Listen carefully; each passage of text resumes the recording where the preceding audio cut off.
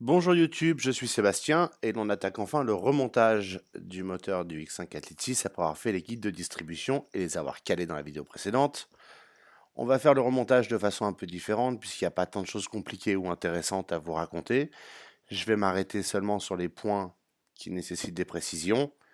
Euh, Là, vous me voyez remettre les joints sur le carter, pour le carter de distribution inférieur. Il n'y a rien de très compliqué. Donc, je vais passer la grande majorité de la vidéo en accéléré. Ça vous donnera une référence si vous en avez besoin ou si vous vous posez des questions.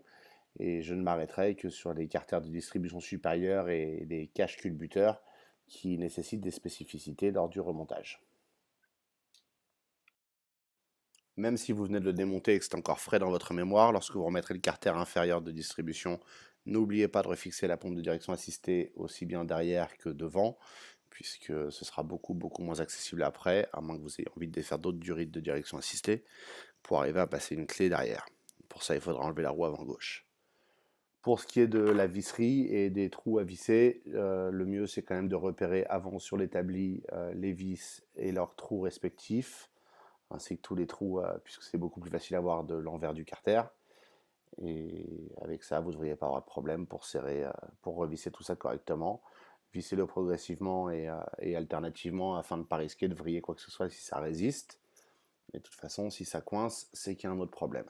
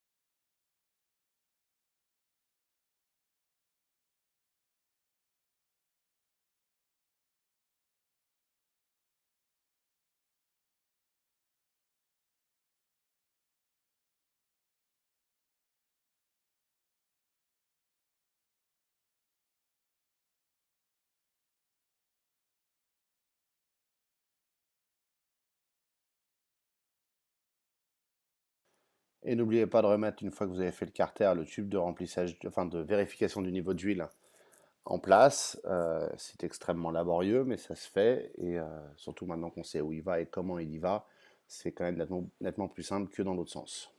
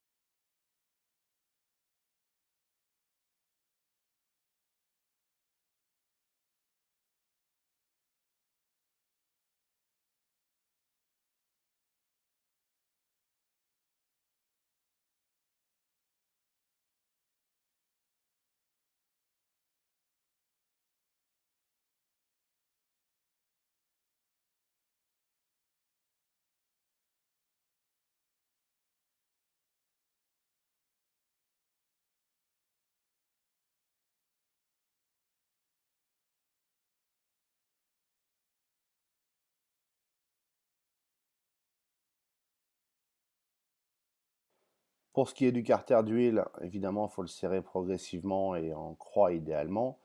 Dans mon cas, j'ai laissé l'ancien joint puisque je comptais le redémonter, et je l'ai fait d'ailleurs, peu après avoir fait tourner le moteur, au cas où il y ait des petits morceaux rebelles qui se soient révélés lors de la circulation de l'huile, morceaux de guide évidemment. Donc j'ai gardé l'ancien joint et je mettrai un joint neuf au prochain remontage. Ça, c'est libre à votre appréciation, il n'y a pas forcément d'urgence à le faire. Ça dépend de ce que vous avez retrouvé comme morceau de guide et dans quel état, et chacun prend ses décisions. Moi, j'ai tendance à opter pour la prudence. Pour le serrage, je commence à la main et puis ensuite je fais ça avec une clé à cliquet. Euh, le serrage final, je le fais toujours en croix afin d'éviter les mauvaises surprises ou de forcer sur un filetage qui pourrait être fragilisé aussi, puisque la fonderie a tout de même 15 ans de chauffe et de refroidissement.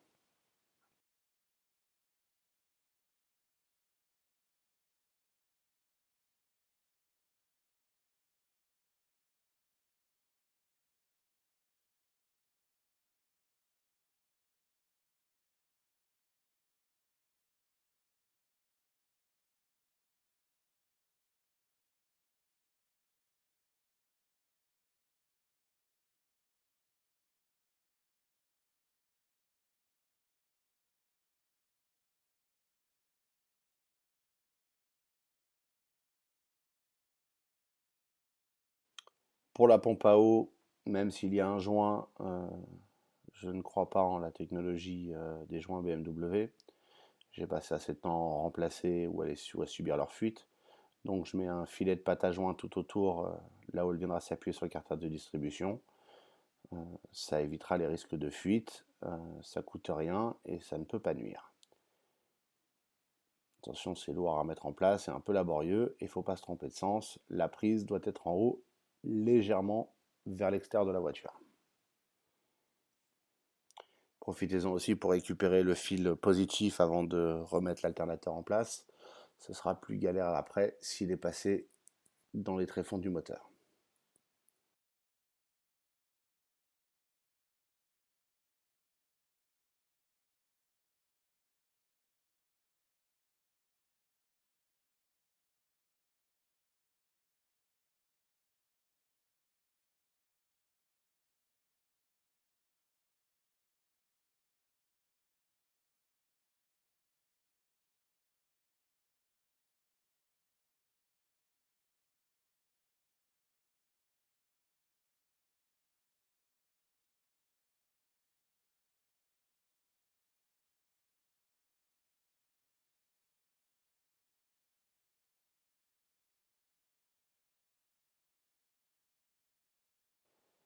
Pour la pompe à eau, pas de surprise. Euh, le seul risque, c'est d'oublier des vis. Donc, repérez bien avant les vis et où est-ce qu'elles vont. Comme ça, vous ne perdrez pas trop de temps lors du montage en place. Vous pouvez ou non mettre de la pâte à joint. Ça dépend. Dans mon cas, j'ai déchiré le joint de remplacement quand j'ai voulu le sortir de son emballage. Donc, j'ai remis l'ancien joint avec un peu de pâte à joint. Ça ira très bien pour l'instant. S'il faut la changer un jour ou changer le joint, c'est pas très compliqué de la ressortir.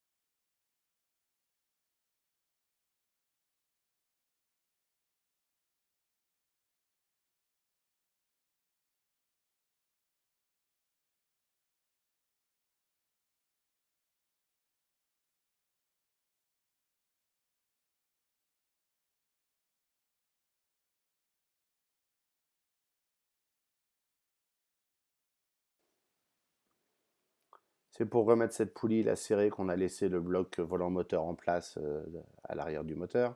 Une fois qu'elle sera serrée correctement c'est-à-dire fortement, c'est 100 Nm je crois, vous pourrez aller enlever le bloc volant moteur et ainsi libérer la rotation du moteur quand vous aurez enlevé les deux blocs de rotation, de blocage d'arbre à cam.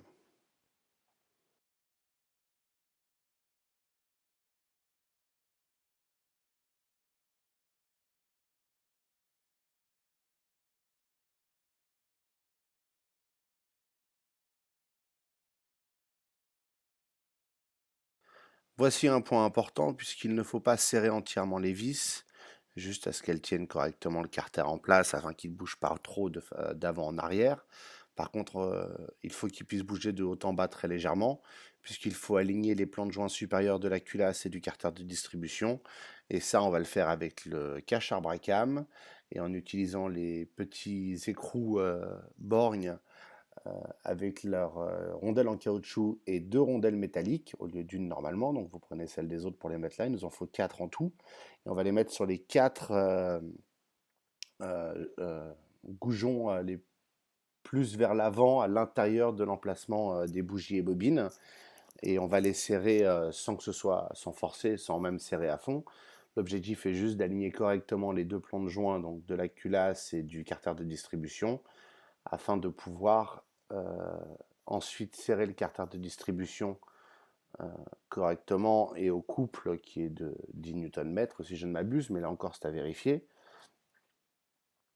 en ayant donc les plans de joint parfaitement alignés. Et ensuite il va falloir enlever le cache arbre à cam et, mettre les joints et le remettre en place correctement à la fin. Mais c'est le seul moyen d'aligner correctement les plans de joint.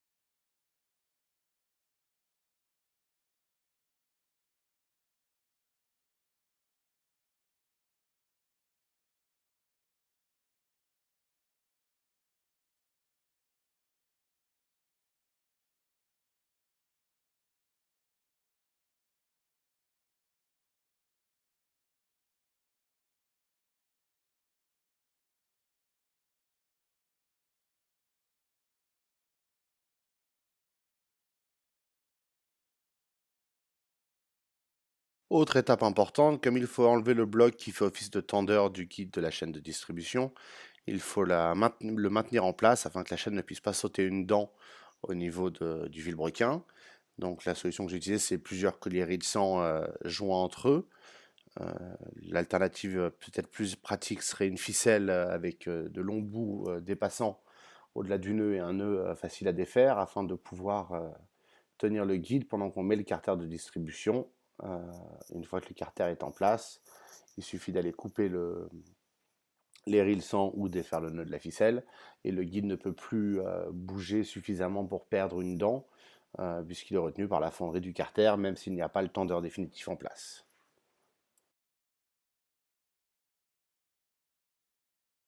Évidemment, il faut effectuer la même opération pour aligner les plans de joint de carter, de culasse et de distribution de l'autre côté. Donc on reprend une culasse, on reprend le même système avec le joint en caoutchouc et deux rondelles métalliques pour compenser en fait l'absence de joint en caoutchouc entre la culasse et le cache arbre à cam.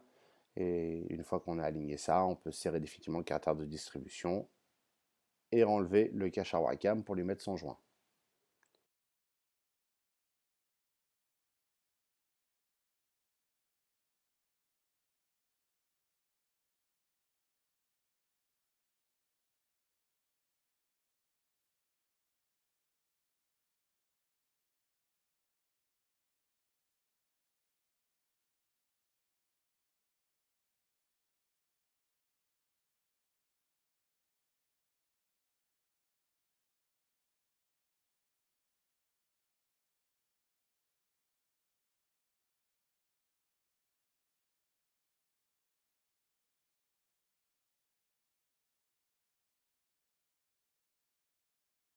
Voici l'ancien et le nouveau tendeur de guide de distribution. Il y en avait un livret avec le kit de distribution, donc pas besoin d'en acheter un chez BMW spécifiquement, ce sont exactement les mêmes. Mais on notera que le nouveau est plus long que l'ancien et que le ressort est plus long à l'intérieur. Pour le mettre, c'est un peu laborieux, mais faites-le avant de mettre le cache Bracam, c'est quand même un peu plus accessible pour passer les mains autour des conduites de climatisation. Euh, c'est laborieux, mais vous arriverez à engager les premiers pas de vis à la main et ensuite avec une clé à cliquet et un cardan et une rallonge, vous pourrez arriver à le serrer correctement. Et puis vous, surtout, vous verrez le tendeur avancer dans le carter de distribution et vous pourrez vous assurer qu'il n'y a pas de jeu ou qu'il n'est pas mal serré.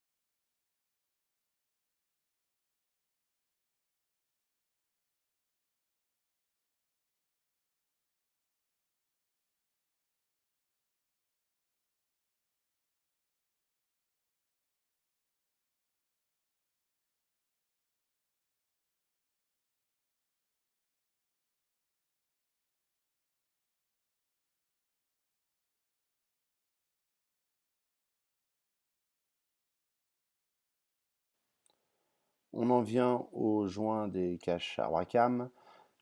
Ceux-ci ont un sens et vous ne pouvez pas vous tromper lorsque vous les mettez. Ce qui est important, c'est pas tant ça que le fait qu'il faut mettre le joint correctement en place et bien enfoncé dans sa rigole. C'est pas si facile, il faut parfois insister un peu et faire attention à ne pas le tendre en le faisant pour qu'il ne soit pas trop long. Et ensuite, il faut surtout mettre de la pâte à joint dans les angles des deux oreilles qui se trouveront à l'arrière du moteur quand vous la mettrez en place, ainsi qu'à la séparation des plans de joint, des carters de distribution et de la culasse. Et en mettant le cache Bracam en place, il faut faire attention à ce que les oreilles encadrent bien le carter. Quand vous aurez le joint sous les yeux, vous comprendrez qu'il y a deux petites lèvres qui vont de part et d'autre du carter quand vous les emboîtez. Une fois que ça c'est bien en place et vous pouvez le faire au toucher ou avec un miroir, vous serez certain que le joint ne fuira pas et vous pourrez ensuite passer au serrage qui se fait en croix évidemment, voir la revue technique pour obtenir l'ordre de serrage.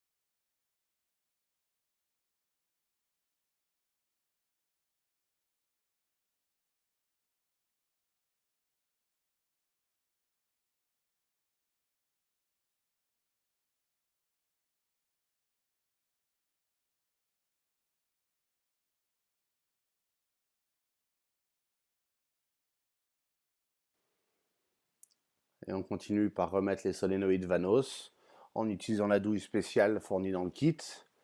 Faites attention tout de même à ne pas trop les serrer, puisque le couple de serrage est là aussi très raisonnable. Je ne l'ai plus en tête, mais c'est à vérifier dans la notice. Et ensuite les joints, sur lesquels vous pouvez mettre un tout petit peu de pâte à joint sur la surface d'appui sur la carter de distribution, mais surtout pas dans le trou dans lequel passe le solénoïde Vanos. Ça ferait un carnage en termes d'étalement de joints et ça nuirait à l'étanchéité.